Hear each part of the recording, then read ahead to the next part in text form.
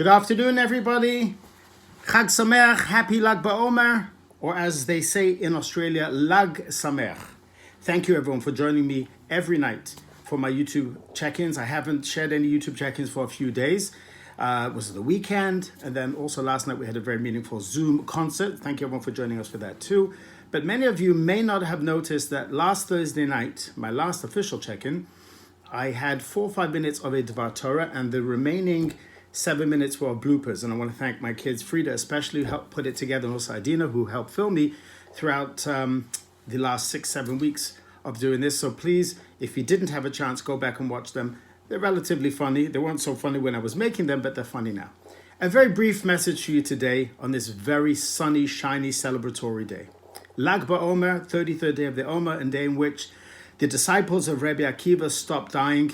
There was a pandemic and it stopped, and because of that, there was great celebration. I don't believe that we have ever experienced anything to wish and hope and pray to get out into the world that our own universal human pandemic should end, and hopefully as soon as possible. I want to share with you something that I spoke about 2 weeks ago, but I experienced it this morning. So 2 weeks ago, I shared in one of my check-ins about how members of our community, Chaim and Judy Erder, weren't able to travel to Israel for their son's wedding. But this morning, early this morning, at 8:30, I got to see via Zoom and live stream Matan and Beth's wedding. And I must tell you, besides for dancing in not exactly my black tie attire, it was one of the most meaningful and beautiful chuppot. It was extremely emotional to see parents sitting at home thousands of miles away, wanting so much to be by their son's chuppah and not physically being able to be there. But the joy, the message that they conveyed, the love between the bride and groom, the selflessness from the parents to allow their children to get married even without them there because that's what's best for the children, is the most greatest gift a parent can ever give a child. And I want to tip my virtual hat to you both and say kudos to you. But there was also other beautiful elements of this chuppah, of this wedding, that were just too magnificent not to share today, and bring that element of celebration to each one of you and each one of us.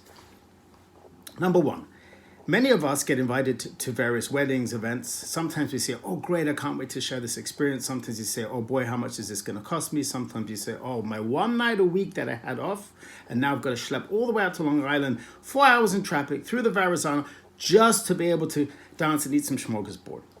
But he had something else that happened. I'm certain that there were many people who participated this morning at that chuppah and wedding who would not have joined had it been a regular wedding. Meaning, they would have stayed home, heard about the wedding afterwards, sent in a check, sent in a sorry, can't make it to the wedding, and just wish mazel tov. But over here, that's not what happened. What happened was everyone got up and got dressed, each person in their own attire. In fact, yesterday when I had the blessing, good fortune, of speaking to the Chatan, Matan, prior to the wedding, Matan said to me, I said, I'm going to dress up in my Shabbos attire and dance for you. And Matan says, Rabbi, it's Israel. Do me a favor. Just dress in shorts and sandals, open your top 2 buttons, put in a chai over there, and you're good to go. So today I'm opening my top 2 buttons for you, Matan, and that's more of the Israeli-style wedding. But it was so beautiful to see that people who would not have participated because of Zoom and because of COVID-19 are able to participate or did participate. And then you saw them dancing with their spouses and with their children, and just no matter where they were around the world, enjoying that wedding. When we say the blessing, Kol Chatan, Kol Sason v'Kol Simcha, Kol Chatan v'Kol Kala, that in the hills of Judea and Yerushalayim, which this took place today in Jerusalem and in Yerushalayim, you heard the sounds, the voices, the rejoicing, the elation, the jubilant sounds of the bride and groom. And it was just such a phenomenal, just such an uplifting experience to go through, especially during this very challenging time. There was other things that happened. It also made me miss Israel. It just made me miss Israel. You just see the style of the chuppahs that are so magnificent. How they do things are different than us. Between every bracha, they pause and they have a song and a dance and people jump. And the bride and groom, yes, they're serious because it's their very meaningful day, but they're just jubilant and dancing with each other under the chuppah. It was like a kibbutz chuppah. I want to share with you a very brief story that happened many years ago. I was fortunate to go with Hannah to Jamaica, not Jamaica, Queens, but Jamaica, to be to officiate the wedding of members of our community's children. And Dovbe was, I think, 6 months old, cute little pludge of a kid. And we went down for one day to Jamaica, to Montego Bay. Half Moon Resort was fantastic. And half an hour before the chuppah, we're in the pool, we're having a good time. They come to the wedding.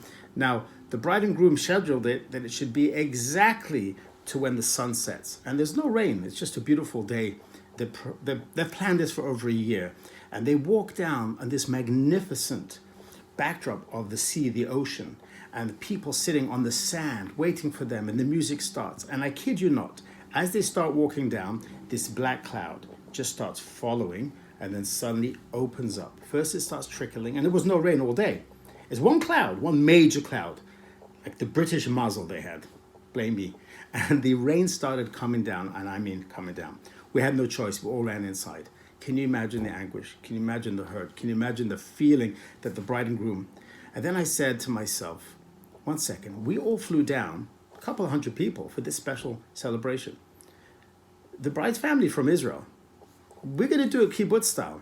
And I said to everybody, let's come together. Just gather together under this awning as the rain was still falling outside.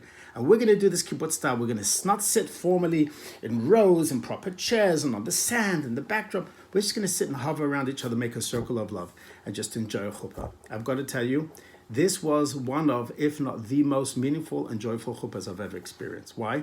Because we took the formality out of it and we made ourselves participants and joy with the bride and groom. We just took off our shield, our cover, and we were able to be real. This is exactly what happened this morning. Many chuppahs, many life cycle events are very formal until we let loose a couple of chaimas and then we dance. This morning from the outset, there were 50 people there. There was supposed to be 10, then 20, and the government allowed on Lag BaOmer to increase that number to 50 due to all the weddings and the simchas that are taking place. Every person there represented thousands. And the parents who weren't there and they had their message shared, they were dancing and they were holding hands and they were crying. It was just a meaning. There was no shield. There was no formality. It was just like we're here on this very special time to celebrate an amazing celebration and a great day. And everybody felt that from the moment they stepped into the chuppah and the wedding all the way through. And this is my blessing to us all. Number one, we miss Israel. We miss everyday life. We miss traveling to the city. We miss going out to restaurants. We miss going to museums. We miss going for walks in the park, even though we can, but a lot of parks are closed. I miss sitting in traffic. Can you imagine how bad it must be? Well, not really. I can't lie. We miss basic elements of our life today. We really do. And we ask God that as long as we are going to be quarantined like this, allow us to take off the shield, allow us to be real, allow us to be joyful, allow us just to celebrate the celebration that's taking place. You don't need 1,000 people at a wedding to make you happy. You can have 50. And you can have parents on the other side of the world and you still be just jubilant and elated, have with such great joy, no different than if they would be there. And to a great extent, maybe even more special because they weren't there and the joy that they felt.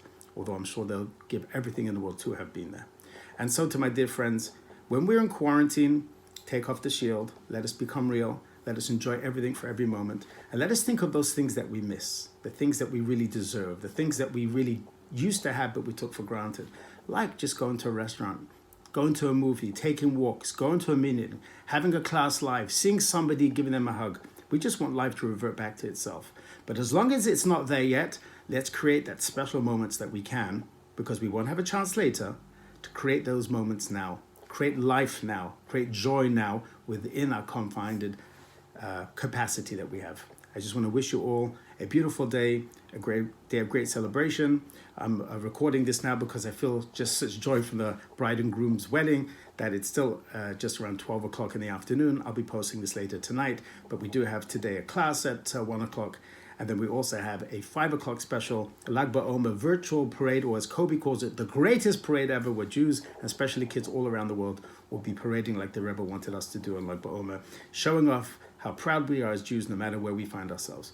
Let's rally together and let's enjoy each and every moment. Say l'chaim to this young, beautiful couple, Beth and Matan, and say l'chaim to each one of our celebrations. Take off the shield and enjoy every day of life. Cheers. Chag Sameach, Lag Sameach. Enjoy a special day. Cheers.